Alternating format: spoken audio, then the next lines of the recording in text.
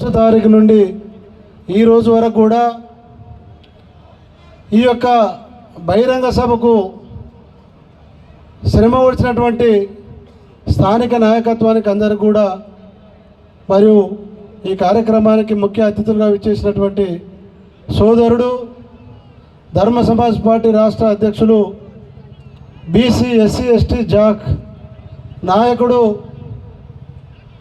పోరాట పటిమ ఉన్నటువంటి నాయకుడు, రాష్ట్రంలో నలుమూలల సత్తా ఉన్నటువంటి నాయకుడు డాక్టర్ విశారద మహారాజ్ గారికి, వారి యొక్క రాష్ట్ర కమిటీ సభ్యులకు, వేదిక మీద ఉన్నటువంటి వివిధ కుల సంఘాల నాయకులకు, సర్పంచ్లకు, ప్రజాప్రతినిధులకు అందరికీ కూడా పేరు పేరున ధన్యవాదాలు తెలియజేస్తూ,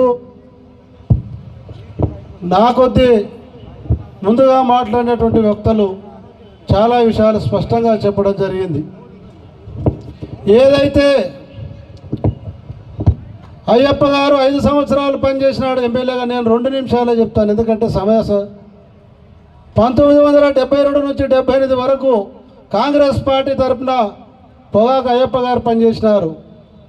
అదే కంటిన్యూవేషన్లో 78 నుంచి 1978 నుంచి 1983 వరకు యాదవ సంఘం నాయకులైనటువంటి జయరాములు గారు ఈ ప్రాంతానికి శాసనసభ్యులుగా కాంగ్రెస్ పార్టీ నుంచి, ఆయనకు స్థానిక నాయకత్వం సమర్థించినప్పటికీ, స్థానిక నాయకత్వం సహకారం లేనప్పటికీ కూడా ఆనాడు ఆయన అగ్రవర్ణాల మీద పోటీ చేసి ఎమ్మెల్యేగా గెలుపొందడం జరిగింది.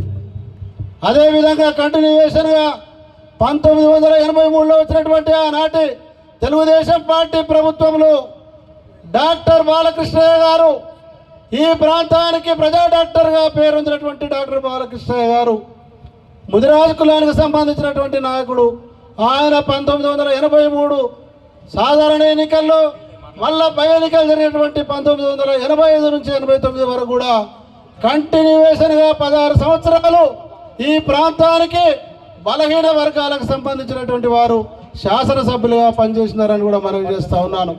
వీళ్ళు పనిచేసి చేయడం వెనుక సబ్బండ ఎస్సీ ఎస్టీ బీసీ మైనారిటీకి సంబంధించినటువంటి నాయకులు ఆనాడు ఏకతాటిపై ఉండి శాసనసభ్యులుగా గెలిపించుకోవడం జరిగింది.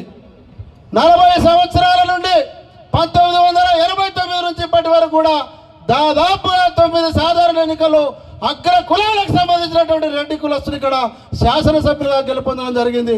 మేము కూడా గతంలో కాంగ్రెస్ పార్టీలో పిసిసి సభ్యులుగా, పిసిసి సెక్రటరీగా పనిచేయడం జరిగింది. నేను రాజశేఖర రెడ్డి గారి హయాంలో, తర్వాత కాలంలో రాజీనామా చేసి తెలంగాణ చైర్మన్గా ఈ ప్రాంతంలో పనిచేయడం జరిగింది. ఏ పార్టీలో పనిచేసినా కూడా బలహీన వర్గాల వారికి ఎక్కడ కూడా విలువ లేదని కూడా మనం చేస్తూ ఉన్నాడు. తెలుగుదేశం పార్టీలో బలహీన వర్గాల వారు రాష్ట్ర స్థాయికి పోయినారు, కానీ శాసనసభ్యులుగా లేకపోయినారు. తెలంగాణ ఉద్యమంలో బీసీ ఎస్సీ ఎస్టీ మైనారిటీ కులాలకు సంబంధించినటువంటి వారు 90% అమరత్వం పొందినప్పటికీ కూడా ఏ ఒక్కరిని కూడా ఉద్యమ పార్టీ అయినటువంటి టీఆర్ఎస్ పార్టీ వాళ్ళ యొక్క తొత్తులకు, అగ్రవర్ణాలు వాళ్ళ సబ్బండ తొత్తులకు మాత్రమే శాసనసభ టికెట్లు ఇచ్చి ఎమ్మెల్యేలు చేసినారు. కానీ ఉద్యమకారులకు ఎవరో కొంత ఎంగిలి వెతుకులు తిన్నటువంటి వానాసంటి బాల్క సుమర్కు ఇంకోసంటి వారికి ఆ నాయకులు చేసినారు తప్పితే ఉద్యమకారులకు మాత్రం, బలహీన వర్గాలకు సంబంధించినటువంటి వారికి మాత్రం ఎక్కడ జనరల్ సీట్లు ఇచ్చి ఎమ్మెల్యేని చేయలేదు, మంత్రిని కూడా చేయలేదని కూడా మనం చేస్తూ ఉన్నాం. తర్వాత కాలంలో వచ్చినటువంటి మళ్ళీ అధికార పీఠాలు వచ్చినటువంటి రేవంత్ రెడ్డి గారి ప్రభుత్వం, ఆయన పెద్ద ప్రగల్భాలు పలికినాడు. ప్రతిపక్ష పార్టీలో ఉన్నప్పుడు నేను ఎన్నో వేస్తానే హామీలు ఇచ్చినాడు, మేనిఫెస్టోలో చెప్పినాడు. బలహీన వర్గాలకు ప్రభుత్వ స్థానం కల్పిస్తూ ఉన్నాడు.